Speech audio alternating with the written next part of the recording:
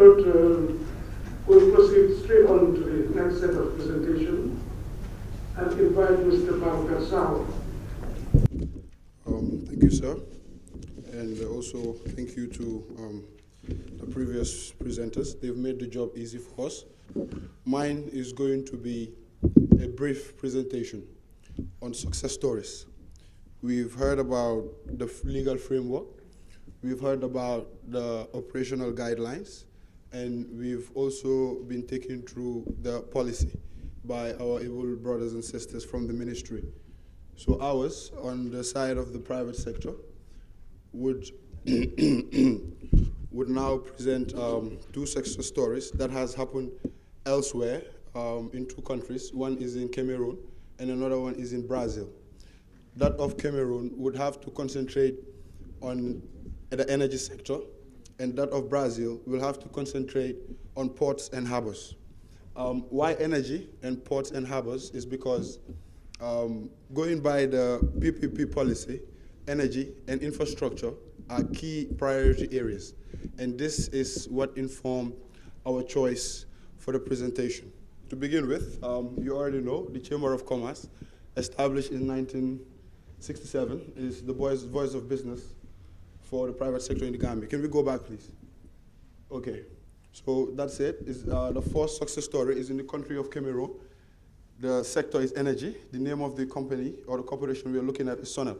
Sonel is the NAWEC version of Cameroon. That is the electricity provider in the country of Cameroon. Moving forward, I think you're going a bit too fast. Excuse my voice, I literally have to struggle with it.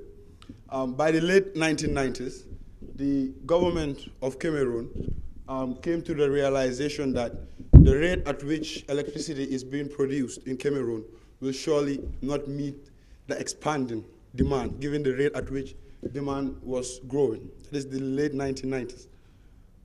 The population then was at 16 million. And connections to the national electricity grid only stood at 452,000 connections only. Moving forward. The connections were mainly concentrated within household and industry. Moving forward.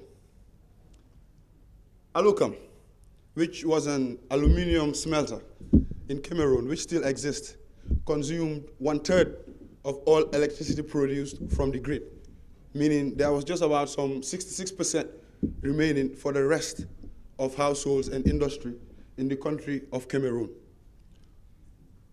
These were some of the challenges why Sonel was not able to function to the expectations of the growing demand for electricity. Poor revenue collection. The revenue collection structures were very poor. And low tariffs. The tariffs that they charged were not cost reflective. Currency devaluation issues, administrative inefficiencies and bureaucracies. And as a result, Sonel, as you can see, faced a growing debt burden, which further hindered it from meeting its expected objectives. Moving forward. In response to this situation, the government of Cameroon took some reforms of the power sector, and this is what they did. AES, they opened an international bid, an open, accountable international bid for able and capable firms, private sector firms, to tender in their interest to partner with Sonel and make things happen. AES Corporation is a US energy company, acquired 56% of the company by injecting $71 million of investment for a 20 years concession to generate, transmit, and distribute electricity in the country of Cameroon. Subsequent investment after this 71 million exceeded 500 million euros, just to show you the capacity of a willing and able private sector player in terms of investing in a viable sector. The concession was later renegotiated in 2006. PPP agreements can be flexible, they are not rigid.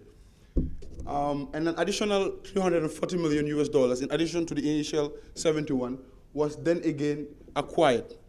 Now, at the time, this was the largest privatization of a utility company then. Moving forward.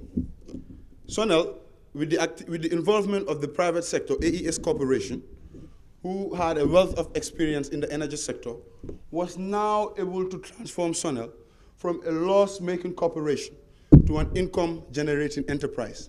What were the results? Moving forward. From the 452,000 connections for a population of 16 million and growing, this number, within 7 years or within a decade, was increased to 792,000 connections, which indicated a 75% increase in connectivity. And then again, let's go back, please. And then again, this figure, or the rate at which they were moving, doubled the average for sub-Saharan Africa, meaning they were doing better than the average rate of electricity connections to the grid in sub-Saharan Africa. Moving forward. So now what is the expectation? The expectation for Sonel now is, with the involvement of AES, by 2021, they expect to increase, to add an additional 750,000 connections to the grid, in addition to what has already been added. So that has been the success of Sonel in the area of energy, which is equally relevant in the Gambian economy. Then we go to the second and final success story, which is in the country of Brazil, is in the area of infrastructure, and specifically container terminals, ports and harbors. Now, as part of a reform program, which is a commitment that actually this time came from government, in this realization, it happened in the port city of Pernambuco. And this whole process was facilitated by the International Finance Corporation, who have a wealth of experience in PPP arrangements worldwide. In fact, even though it's not PPP, they had a hand in the establishment of Reliance, the microfinance institution we have here in the Gambia. So moving forward. The International Container Terminal Services is a private sector company. Again, through an open and competitive tendering process, was able to secure the bid to invest in the ports of Pernambuco. It was a 30-year non-concessional agreement, meaning after the 30 years, this private company will now hand over the entire project to the government. It becomes the state property after 30 years of operation. Moving forward. The state, at the beginning, they sought for a minimum lease payment, meaning there was an amount they were requiring to get these ports up and running. And that amount was what? 51.5 million US dollars. That is what they wanted to get this up and running. What happened? Moving forward. They ended up having a minimum lease payment of 175 million US dollars. Now, how did it happen? They had International Finance Corporation at their side, and also through effective negotiation skills from the side of the government, guided by the IFC, they were able to get a minimum lease payment of $175 million, which is 244% more than what they were looking for. I mean, 244% increase in money will make any man happy at any day. So therefore, the smiley face. Moving forward. So between less than a decade, $80 million out of this investment that they've injected over the years was invested in these areas. They increased the human resource capacity. Of course, in this day and age, we're talking about ports and harbors, you cannot forget the ICT. And then equipment, sheds, and other things that were needed to ensure effective delivery. So they identified priority areas and invested a chunk of the money to get things up and running. Next page. So now, less than 10 years still, after the concession, which is 2008. Now you'll be wondering, 2008, why 2008? But I'll tell you at the end of the presentation briefly. 300,000 20-foot equivalent units of containers were shipped or are being shipped through the port of Pernambuco, this new port, annually, which was not the case before. This saw a 500% rise from what it has been before private sector investment came in, or before the government opened up and encouraged the private sector to come and partner with them. Now, what does this figure mean in the country of Brazil? It now means that over 5% of all containerized shipments passed through this particular port that came to being through public-private partnerships. Moving forward. In the area of employment, from the first year of concession, they registered 172 employees. Before 7 years down the line, we are looking at 417 well-paid jobs. In 2008, then again, in terms of concession fees and taxes and all other revenues that accumulated to government, we are looking at 14.8 million, close to $15 million US, which has more than doubled over the last 8 years, coming to 2016. Now, what are the expectations?